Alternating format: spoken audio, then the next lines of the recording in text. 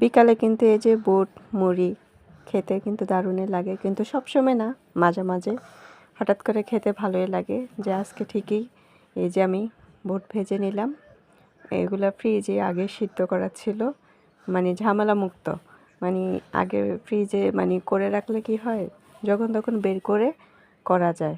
অনেক সময় দেখা যাচ্ছে অনেক সিদ্ধ হইতে সময় লাগে বা মনে থাকে না, হঠাৎ খেতে মন চাইলো। এটার জন্য ভালো হয় যে ফ্রিজে সিদ্ধ করে যদি সম্ভব হয় আর কি, যার যার।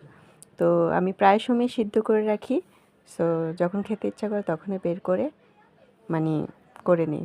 আলুটা সিদ্ধ করে নিলাম, তারপরে আলু একটু বেশি করে দিলাম, যেহেতু আমার ছেলে মেয়ে খাবে, তারা একটু আলু পছন্দ করে তাই। সো এই যে এখন রান্না আমার প্রায় হয়ে গেল, বুট ভাজা। তারপরে আমি খেতে বসে গেলাম। বাসায় শসা ছিল না, কিন্তু লেবু ছিল, লেবু দিয়ে খেতে ভালোই লাগলো। খুবই মজা। কার কার প্রিয়, পছন্দ কার?